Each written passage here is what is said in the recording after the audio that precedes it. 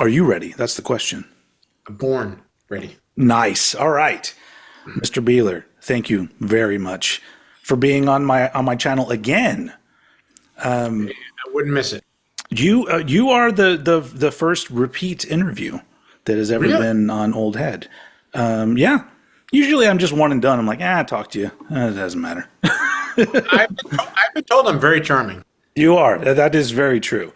And but this is like I kind of wanted to do something to celebrate your upcoming album, The Escapologist, which comes out February 21st, Yes, sir. 2025. 2025 sounds like a future year when you say it. I still remember the year 2000 being a future year. Yeah. Now that sounds weird. To the year 2000. But I just remember as a kid, like that seemed so far away, and there had to be flying cars and all that kind of stuff by then. Yeah, man, we're we're far from those things, but yeah, like I was saying, like because you have another album coming out, and I was already thinking, well, I would already want to like review it because it's a release that's important to me, and I'm looking forward to it. But I was like, it'd be even better to like do it as an interview where I can ask you some questions about the album because luckily you've allowed me access to the album early, and so I've already listened to it 5 times, so I'm just gonna Awesome. tell you.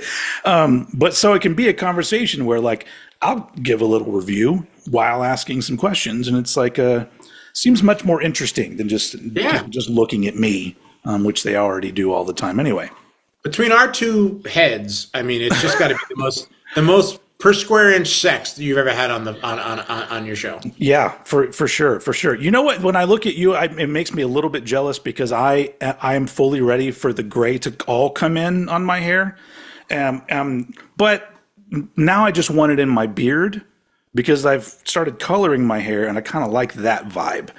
But Yes. the beard, there's gray all through here, but you can't tell yet. I wanted to get to that point where it's just unmistakably gray, and that's I just dye mine gray so people are going to say he's so talented and yet youthful. Yeah. It's too much of a burden. It's too much for the listener to digest or viewer. Yeah. So I do this to kind of take it down a notch so they're like, oh, he's a human.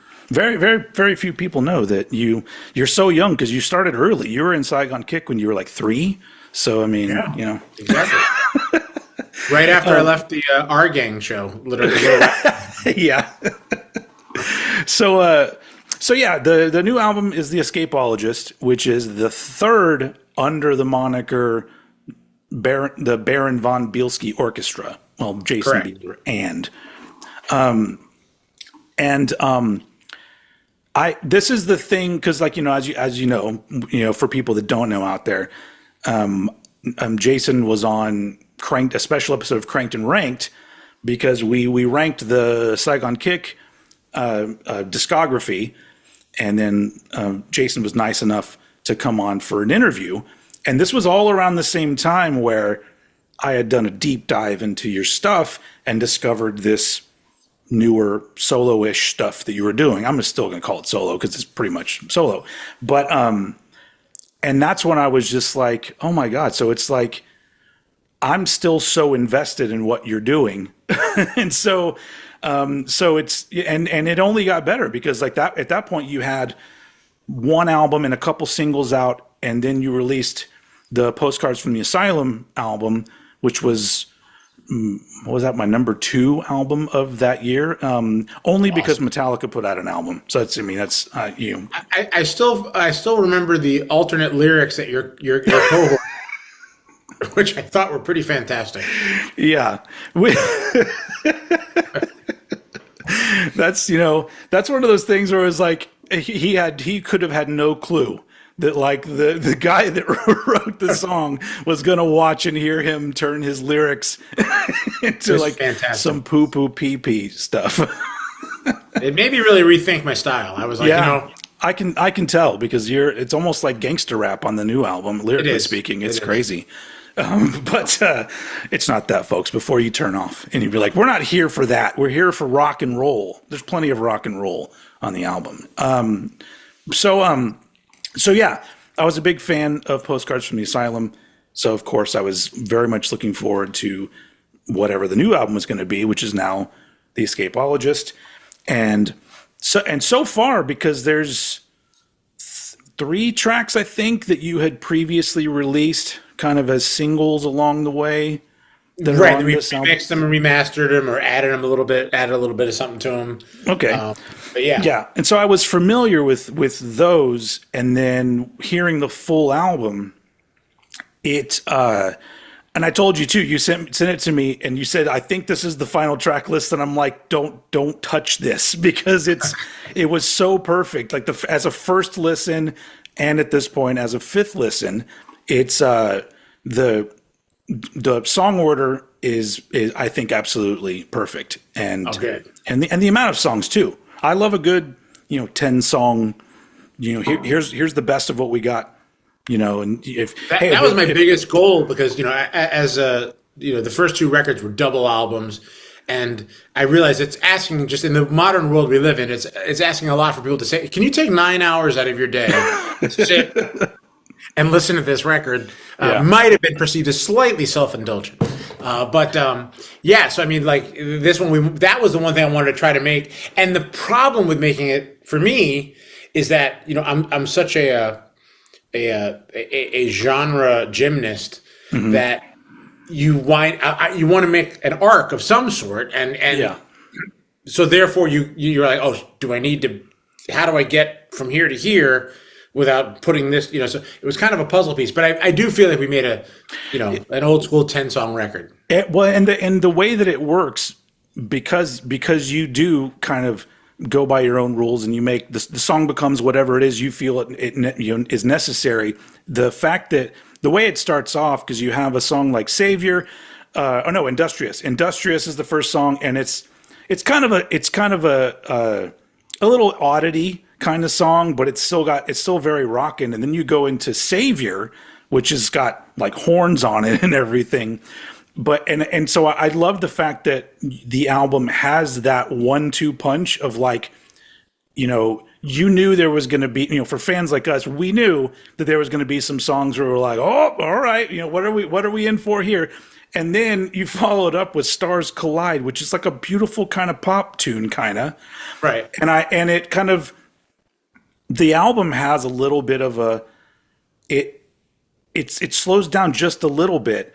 And then I think you did something that I love, which obviously it's an opinion, but I love albums where once the second half starts, you realize that you're enjoying the second half even more than the first half. I feel like you stacked some amazing songs on the back half, it's always great, because it's really easy to put a strong song at number 2. And then at the end, because you think people might tune out, it's the ones that maybe they're not that great. Not that there's any of those on this album. There is not. But I love the fact that there's that journey kind of through things. And the second half, at this point, probably my favorite, and probably because I'd already heard it before, is Zombies and Black Swans, because I'm a sucker for a big rock tune, and that's kind of what that one is. Right. And then No Real Goodbyes is a really killer song. But then Space Debris, I don't know if this was in your head, but it sounds like it could be a theme song for a television show. And it's so funny you say that, because that's why I describe it to everybody. It's like, I wanted to write like a theme to like one of those 70s like like game shows. Yeah, kind of a weird, quirky kind of way. So yeah, that totally makes sense. Yeah, and it's all sort of wrapped up in your your core sound. It still sounds like what you do, which is for those of us that are on the metal side of things, we can cling to little elements of it because there are heavy elements to a lot of the songs. But at the same time, you get. I mean, I'll get into this with my next question. But you allow yourself so much room to experiment. And do you feel like that's because you're kind of on your own and there's nobody coming to you and saying, Maybe that's a little bit too much on in this side. Do you think it's much better than being in a band because you can have that freedom? I mean, I feel really lucky in the sense that there's no, it's strangely enough, since the beginning of this Baron von Bielski thing, it's like I think the people that dig that will be more pissed at me if I don't. Yeah. You know what I mean? They've kind of signed up for the mechanical bull at the cowboy bar. They want to be thrown off, and they don't want to just sit there and know exactly what's happening next. And obviously they want the familiar things to happen, but I think they enjoy that combination of I feel warm and fuzzy, and all of a sudden I'm in a dangerous place that I'm not really comfortable with. But okay, I'm back. So they kind of, I think most artists feel burdened by the fact that you have to do the same thing over and over again. And not that it's not brilliant. I mean, I don't want to hear AC/DC do a pop tune. Yeah, depending on the artist, sometimes that's what you want. Yeah. Yeah, I mean, you know what you're getting, but I feel really lucky in the sense that never has to cross my mind in the process. It's never like, well, should I do a polka? It's not, if I think there's something there, I'm going there. And that's just really lucky. Yeah. And so when you're writing songs, I'm assuming that because you're doing it kind of on your own, you don't necessarily have a traditional way of always approaching writing a song. I'm sure inspiration comes from different places, but how quickly does writing a song lean towards some kind of genre or subgenre or whatnot? Like, how quickly does that happen when you're writing something? It's never in my mind at all. It's just it's the pursuit of an idea, and wherever that takes me is where it winds up. So like, and I like like yourself. I mean, I like metal, but I love pop tunes, and I love so it's all in. I grew up listening to everything from like the Fifth Dimension, and all the AM Gold stuff to right through now. I mean, I couldn't be a bigger Meshuggah fan or Gojira or so it's all in there. So to me, it's just like whatever's happening in my brain at that time, I just pursue that, and then and it happens really quickly for me. There's not like I wish I should. I don't mean to say like I don't think about it, but I don't think about it. I mean, it happens all at once for me. Like these ideas just come, and it's kind of like the equivalent of like tuning in a radio station that's way off in the distance. And I hit that frequency for a second. I'm like, oh my God, there it is. And then it just becomes a battle of getting it all out of my brain in one chunk as fast as possible. And that's the way the process is for everything. So that leads to an interesting question that I've always kind of had. And that's because it sounds like it's a quick process, but how often in the process of writing a song does it end up almost completely different than what you started with? A lot, because I don't hold anything precious. I mean, I play guitar obviously, but it's not like I have no problem pulling guitar off a song.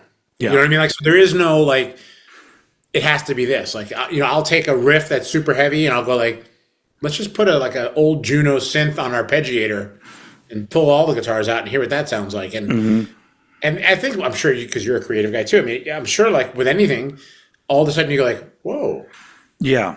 And when you get that sense, I mean, that's my favorite part of music is that moment that you hopefully get where you go like, oh shit, how did that happen? That's really, to me, that's the best part of the whole thing. It's always nice when that also translates into other people liking it. But like the whole buzz for me is like that moment when you hit the stop bar on the recording or whatever, and you're like, shit, that's a cool idea. Yeah.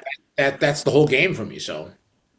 And also, doing things on your own, is there ever a problem deciding that a song is done? Not so much. I mean, what I'm finding now is like, 'cause I've been, working on a lot of new music as well, but then like it keeps being brought to my attention by people that have paid attention for a long time that there's these songs in the Bandcamp writing demos that are really fantastic songs that no one heard. You know, or it didn't get the attention that the Baron von Bielski Orchestra is getting. Yeah, like yeah. on those records. So it's like it's almost a shame to leave these dead on the side of the road. They're like, dude, like, why would you? That's a good song, or this is a good, or that was a good idea. Let's do that. So I find myself straddling, like writing all new stuff, and then also going back through that writing demo catalog, which is up on that Bandcamp page, to say like, maybe that's something worth taking a look at, and revisiting or reapproaching or something. Yeah, that's great. Because I mean, for someone like me, like I haven't heard all of those tunes, Yeah, of course. but I love the fact that you have those there, because like a lot of us aren't like that. Like I've there's tons of songs I've written in my life that have not been recorded in any way, and so I'll remember the name of a song and I'll go, I'm fuck if I remember how it went. But I remember being proud of it 15 years ago, The interesting thing is on the song Savior, that's a rough of a demo that's got to be 30 something years old. Holy shit. That's nice. And I didn't even know I had until some friend sent me like a CD of stuff he burned off an old website I had. And I heard that. I was like, oh, how is that just sitting there? Yeah. So it's like, and as much as there's brand new stuff as well, I kind of sit here at this point going like, I wait for the moment when I can turn to the entire music universe and go like, what took you guys so long? Yeah. Yeah. I've been doing the same thing for 30 years, like someone pay attention. Yeah. I love the idea that if you wanted to on Savior, you could give yourself a co-writing credit because you had written it and then you discovered it again. You're like, oh, good job, old me, writing this. I need to do one of those old like the new Fonzie like memes where they have the young one, him and him now. Oh yeah, I need to do that with me and like a young me writing in the studio. I have a feeling there's a Photoshop in the future that you can work on for that. I'm gonna put my guy on it right away. So on top of that, with the songs that you're working on, you're writing them, and whatever process, and whatever point in the process you're at in songwriting, there, all of a sudden, somebody else, depending on the song, becomes involved. Like previous albums, for those of you who don't know, he's had Todd LaTorre, Devin Townsend, Bumblefoot, Dave Ellefson, Benji Webb. And just, randomly on tracks. And I know in this particular case, you've had Andy Black Sugar and doing a lot of guitar and other stuff on there. And I didn't know anything about Andy Black Sugar. But it was interesting because I saw that name in the credits for your album, and I went, where do I know that name from? And that's because I literally just read a Judas Priest book, right, yeah, where he's in it. Are you in that too? Did you? No, I wasn't, but I was trying. Yeah, because there's a lot of people in that book talking about the Judas Priest albums. I was like, oh, that's where I've seen his name before. So you have him. You have how do you pronounce it? Edu. Yeah, Edu on drums, on a lot of the drums. Yeah, and those guys are my core collaborator. Okay. And then, but like, yeah, and drum wise, there's some amazing drums on this. I mean, on all the records, but Adu is fucking great. But when it comes to outside collaborators, like, like if you're having Devin Townsend do something on a track, at what point in the songwriting process does that idea come into your head, and how does it? Like, how does that come around? I know it's got to be different for every person you get. Yeah, I mean, the first record was it was the perfect, I shouldn't say perfect marriage of pandemic and opportunity, but I mean, everybody was home. So I literally started asking everybody, like, as the pandemic was happening, figuring like, I'll ask 20 of my buddies and 2 will say yes. Yeah. And everybody said yes because everyone was sitting home. Yeah. So that was a really fortunate series of things. But even with Adu and Andy, it's still the same process. I mean, I do these songs, I write them out, and I sketch my whole thing. So it's generally the song, and then I send it to them, and then they do their tracks on it. Andy's and Adu are both huge contributors to the. I think they make it what would otherwise maybe feel a little bit more flat's not the word, but less depth. Like they really add soundscapes and edge and ideas and rhythmic turnarounds and things that are really really cool. On this record, we have Johan from Evergrey is playing bass on Violent Creatures, and it's always the same process. Like I just hear like oh that would be really cool to and I'm just fortunate that I've grown to know and love and respect so many different musicians that will take my phone call for one. And they contribute and when you're getting Butch Walker or any of these guys, Pat Badger, Clint Lowry, they're monsters. They're just monster players. So they're going to do something really cool. And the joy is, you write this little world or movie script or whatever you want to think of it as, and then you get their interpretation back and you're like, well, I never would have thought to do that. Like that's such a cool idea. And that's really been a cool process. And I've said this a lot, but I think the key to that is me not being with them. Yeah. You know what I mean? Because when you've been in the studio, you record it, and when you're in a room and you're trying to come up with an idea, and the guy next to you is like, but what if you did? And you're like, shut up! I'm just trying to work the piece, Yeah. So the fact that I'm not there, Andy's in his place in Brooklyn by himself in his studio, fully realizes every nuance of what he thinks it should be, and then sends me that complete vision without my involvement has been a real winning recipe for me. Not saying I'm a difficult person, but the songs are your children, and you don't want somebody in there going, "Hey, let's take their leg off and put it over here." And so when you're not there for the process, I've been just unbelievably humbled by how brilliant those guys are, and lucky to have them. Yeah, I guess sometimes it would be better like if somebody has an idea, you don't get hit with the idea until it's done. And it's like, well, here's instead of just somebody trying to explain a suggestion to you, it's like, well, I just recorded it here, listen to it and tell me what you think. So that it's interesting. You get their full idea. I mean, you get the fully realized version of it. You're not cutting them off halfway through going, because sometimes it takes 4 or 5 bad things to get to the brilliant one. Yeah.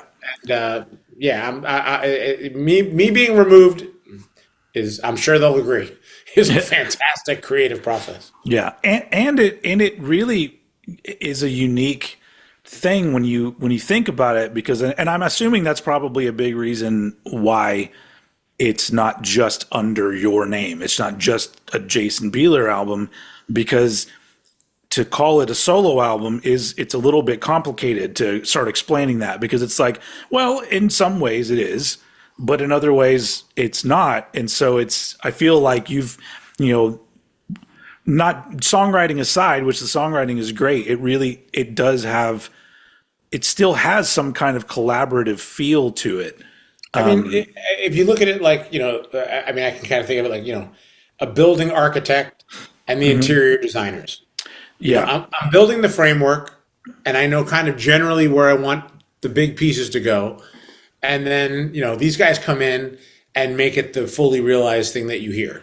You know what I mean? Like they've all added their, a dimension and contributed to it. So yeah, I mean, the songwriting and the general ideas, but I think it's definitely it's not a pure solo record in that sense. Yeah. Andy, Adu, Marco Miniman, all these guys have become, I think it's, a unique situation, and I'm super lucky.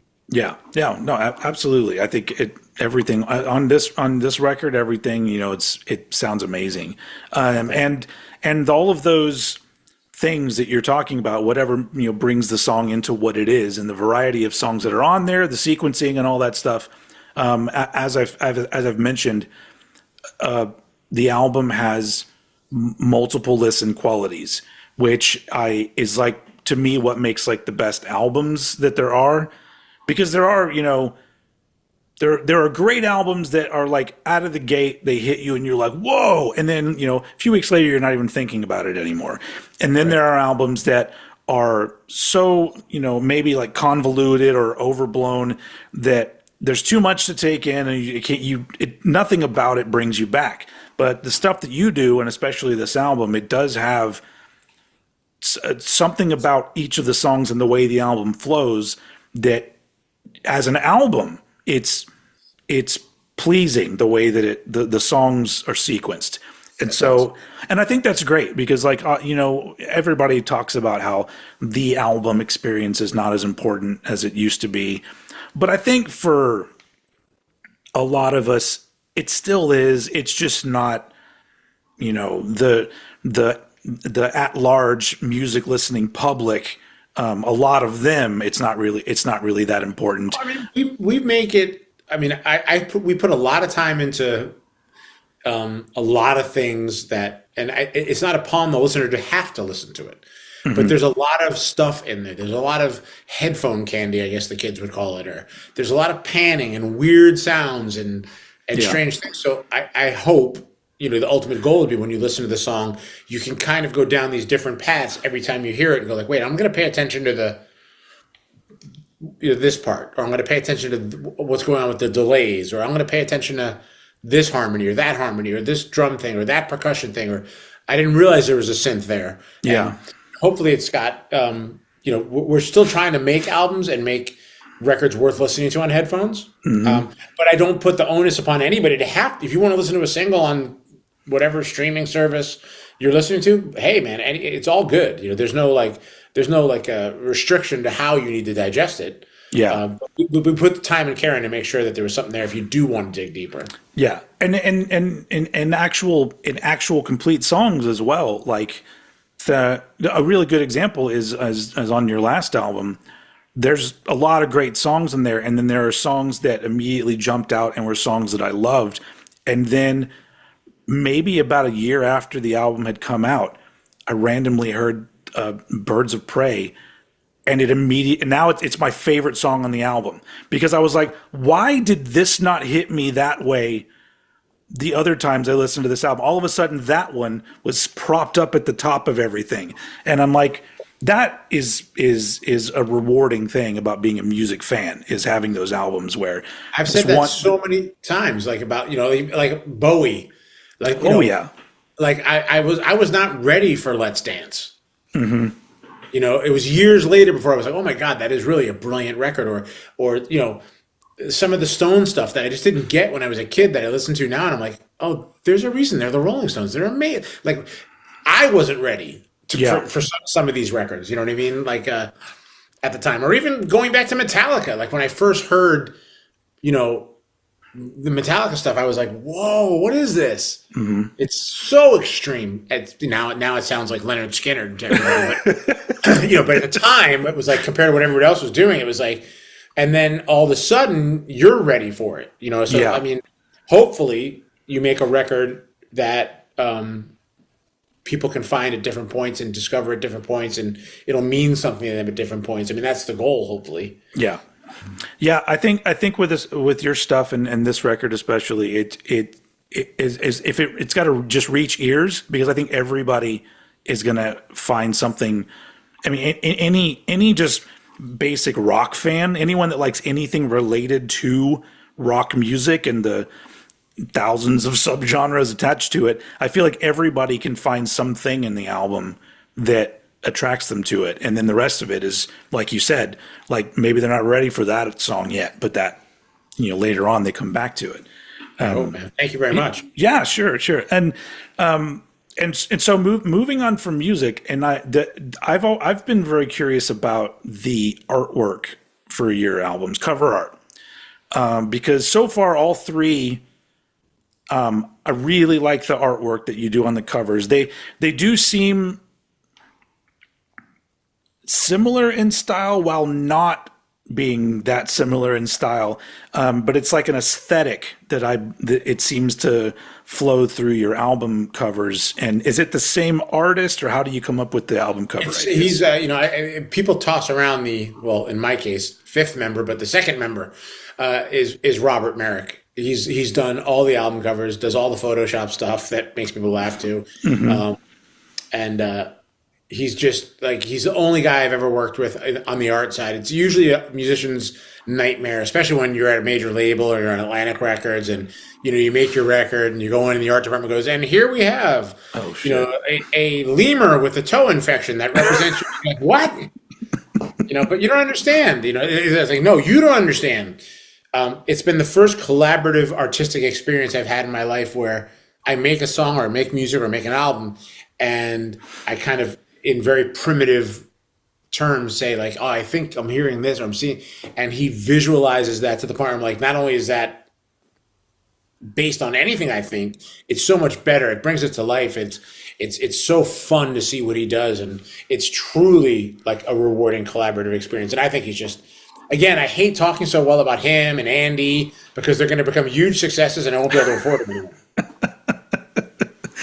But hey, but you've got now you've got 3 albums of this amazing artwork that you can and I always it's harken back to. and it's for those of us like me that are the vinyl heads. It's great blown up on a big gatefold, Yeah, which you he can does get. really cool stuff. You can get Escapologist on vinyl. And luckily, we talked you into not doing picture Yeah, I discs. tell you what, not a minute too short. I'm telling you, I was just about to go. What could possibly go wrong? I've never received. I mean, fortunately, what hasn't been about the music or anything I've done artistically, but that is the most hate in a short amount of time I have ever received about a picture disc. I was so shocked. I thought everybody was. I went under the premise that 90% of the people that are collecting vinyl don't even play it. Yeah, It's like an art piece. I mean, there's always the vinyl heads who really go nuts and play it. well, I mean, here's the thing. So the way that those are made, there's extra surface noise. Like it never sounds as good as black or just a regular, colored vinyl or whatever. And so buying I mean, I've bought picture disc before, but it was like an album that I already loved, and I'm like, "Ooh, I love this so much. I'm going to buy the picture disc version too, and maybe I'll play it once just to confirm that the other one sounds better." Right. But at the end of the day, it's a collector. It's more of a collector kind of thing, and fun to look at. But for sound, Yeah. some people would say that black is the way to go if you're literally. You guys talked me into. You specifically talked me into it. Now it's a black record, vinyl, and it's yeah. It saved me a ton of cash, dude. I was about to go nuts on that. Yeah. I love crazy color vinyl and all of that stuff. But at the end of the day, if it's like, well, which one are you comfortable with probably being the best sounding? I'm like, well, if you're worried about that, just go with black. Just, it's always bet on black, like Wesley Snipes said in that movie in the 90s. Words to live by. This is I know that probably a lot of people have asked you this question, and I'm going to do the same. Are there any plans to put together a band to either do a show, some shows, a tour as the Baron von Bielski Orchestra? Yes, the method behind the madness was I wanted to build something to the point where I could do it the right way. And we've been lucky enough to build some momentum over the last few years. And hopefully, it continues with the new release. And I wanted to be able to, take the musicians I wanted to take to realize it. I didn't want to be one of those guys showing up in Mississippi and finding local guys at the last second to, hey, learn all this and play. And I didn't want to. Not that I care, but I didn't want to, face the wrath of the anti-track people. And be chased out of town by those people. So I wanted, it's just about getting the right musicians and the right thing. And I feel we built a head of steam where this year we'll definitely have a series of shows. Nice. And probably not down here, unfortunately. When you say a series of shows, I'm always like, Texas is going to get left out. But you know what? Texas kind of sucks Texas. anyway. No. I love Texas. Where are you in Texas? I'm in Houston. Oh, okay, yeah. Houston's great. I was born in Austin. I lived in Austin for a very long time, and now I live in Houston. But those are like liberal cities, But yeah.